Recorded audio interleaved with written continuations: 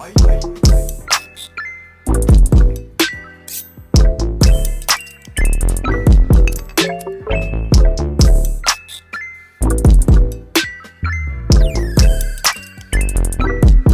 y'all, so here I have some cassava.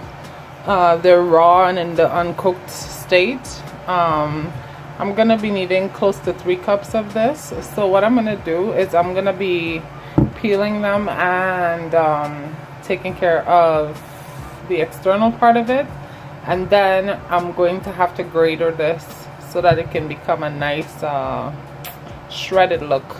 So I'm gonna do that and I'll be right back to show you. So in this demonstration, I'm just going to be halving these huge cassavas, and I'm going to be peeling back all of the skin. The skin's kind of a tough texture, and it has something like a candle wax coating on it. But anyways, we're going to be peeling off all the brown until all that's left is the white portions of it.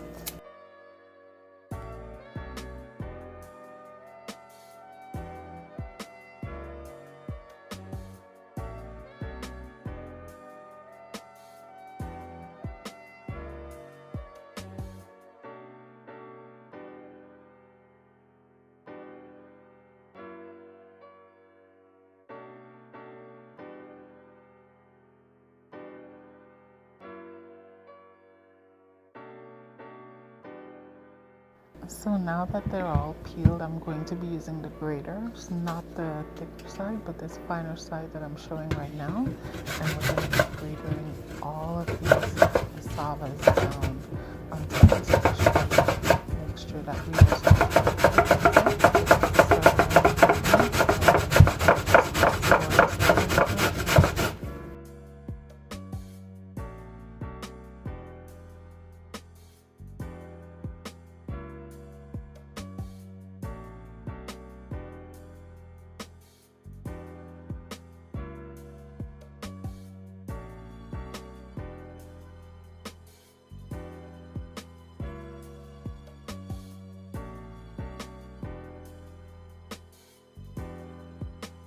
So after peeling and shredding the carrots on the fine side of the grater, I was able to get 2 measurements of 2 cups.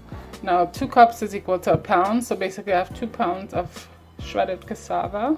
So we're gonna move forward with that. We're gonna just be placing that into a bowl.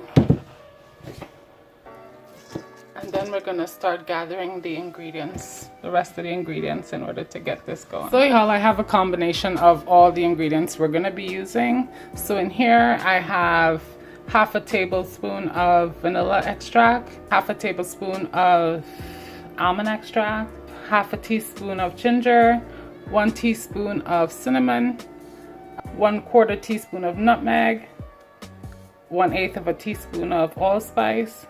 I also have 7 tablespoons of butter, 1 cup of pumpkin. I saved the can to show you which kind. I used the Ed Smith pure pumpkin, so I took out 1 cup of that.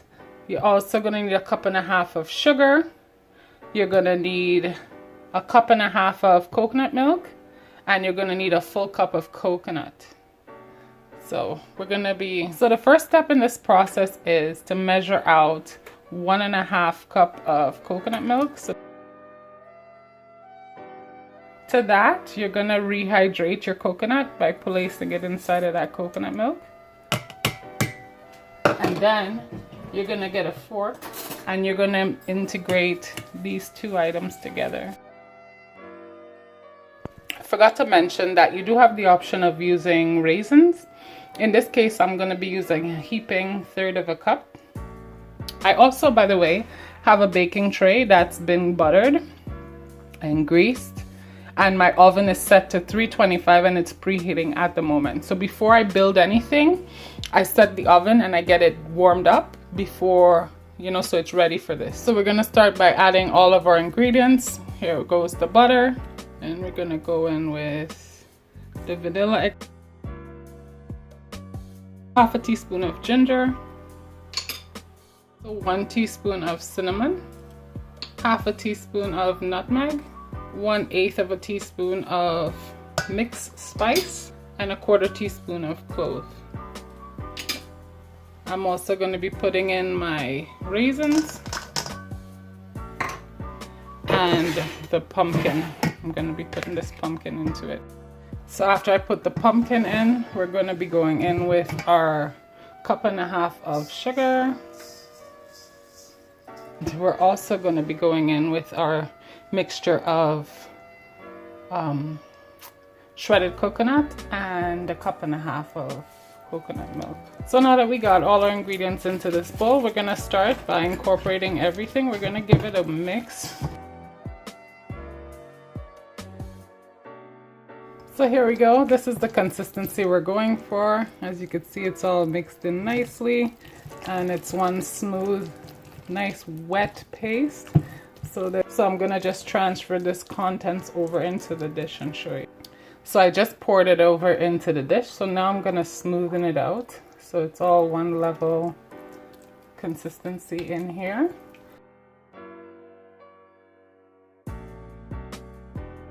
So everything's been smoothened out nicely and pretty leveled out all around this pan. We're gonna set a timer for 1 hour. So we're gonna be placing this cassava pone in on the middle shelf. The temperature is set to 325. We're gonna set a timer for 1 hour, and then in 1 hour we're gonna check it and set another timer. Hey y'all, so I'm back. The oven had beeped at 1 hour at 325, and because it is darkening up on the edges here, I decided against turning up the volume on the temperature. So what I'm gonna do is I'm gonna place this back in the oven and I'm gonna let it cook again for another half an hour, and we're gonna check and see if it's pretty much done. I'm leaving it at 325, no longer turning it up. Hey y'all, so I'm back. I took the cassava pone out of the oven primarily because I realized that my edges were nice and golden and it took form. Like even when I just took my finger and pulled away the edges, I realized it wasn't like wet. So it's good enough for me. As well as another way to know is you can notice the edges down along the side of the pan. So that's pretty cooked too. So when this cools down, I'll be back to give it a cut and you can get to see what the inside of it is looking like. Hey y'all, so I'm back. It's still very warm, but it's not hot where I know it hasn't set. So I'm gonna be going in for the cut on this cassava pone.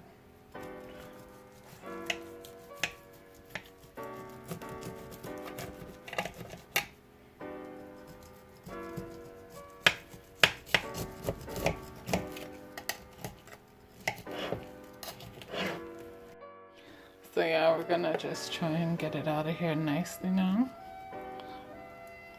Shouldn't be too hard to come out.